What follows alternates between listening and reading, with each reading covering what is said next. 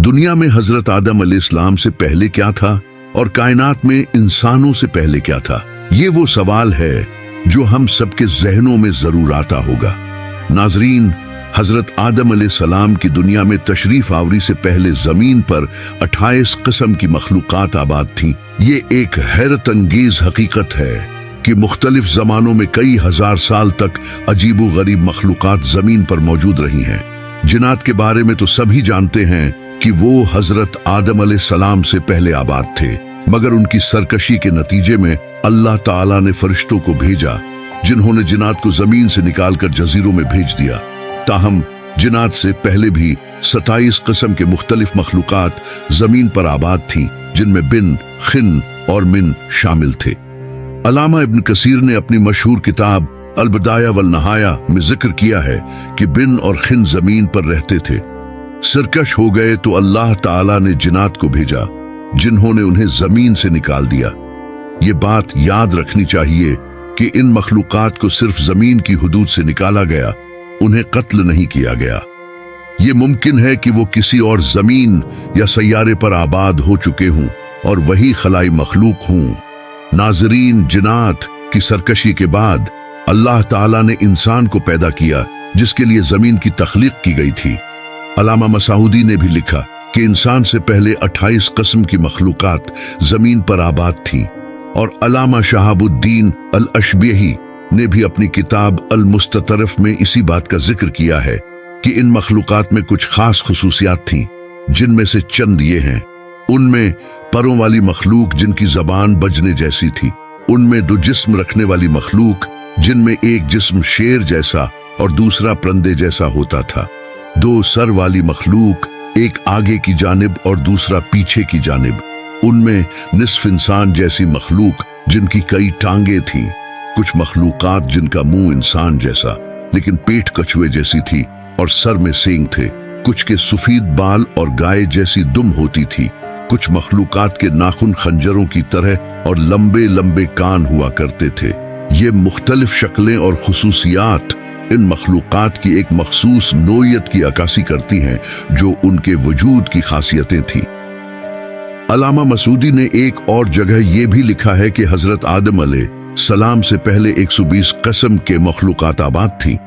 ये बात दरअसल इस वजह से है कि इन 28 मखलूकात की बाहमी शादियां होने की वजह से वो मुख्तलिफ किस्मों में तकसीम हो गई थीं और यूं 120 किस्म के मुख्तलिफ मखलूकात बन गई। सबसे आखिर में इंसान को पैदा किया गया जो तमाम मखलूकात में हसीन व जमील थे।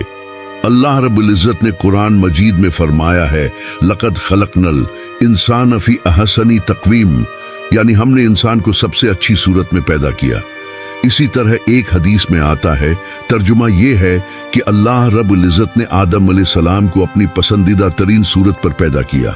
नाजरीन, साबिका मखलूकात के निशानात आज भी मिलते रहते हैं जिन्हें साइंसदान मुख्तलिफ नामों से जानते हैं, जैसे डायनासोर। ये मखलूकात जमीन पर मौजूद थीं लेकिन वक्त के साथ साथ मादूम हो गईं।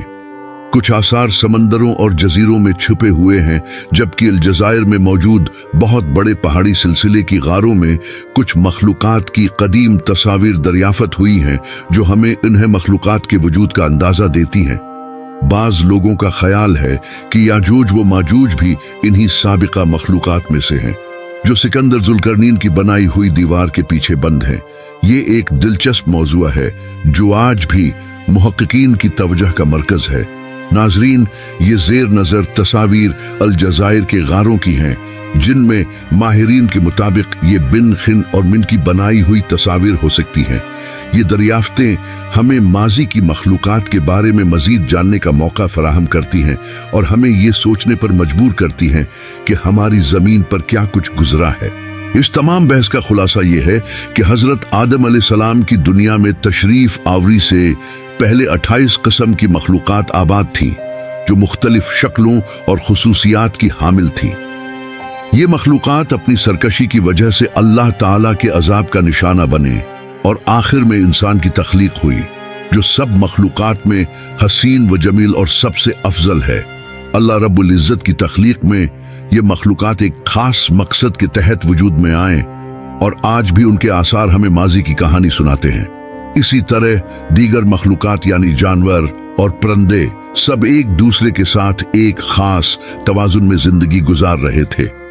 ये मखलूकात शिकार के जरिए जानवरों का शिकार करता और उनकी जिंदगी का एक हिस्सा होता।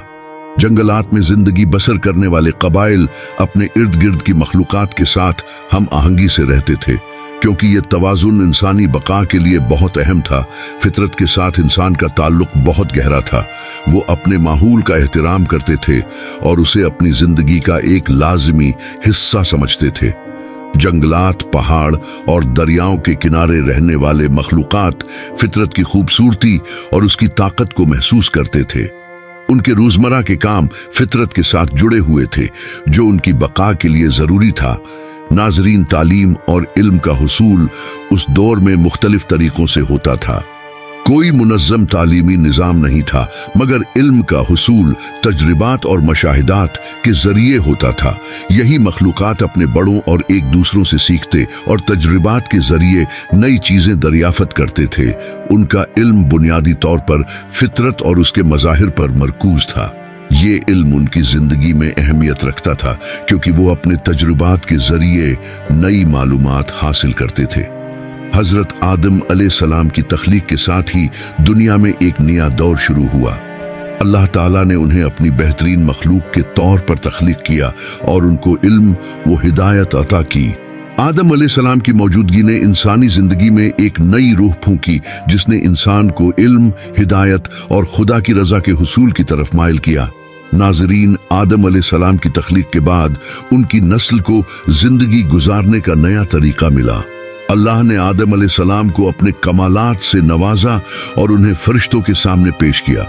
उस वक्त इंसानियत की तारीख का एक नया बाब खुलता है, जहां इल्म और हिदायत के उसूलों पर अमल पैरा होना शुरू होता है। आदम अलैहिस्सलाम के जरिए अल्लाह की तरफ से नाजिल करदा हिदायत और इल्म ने इंसानियत को नई राहें दिखाएं, जो उन्हें अपने खालिक की रजा की तरफ ले जाने में मददगार साबित हुई।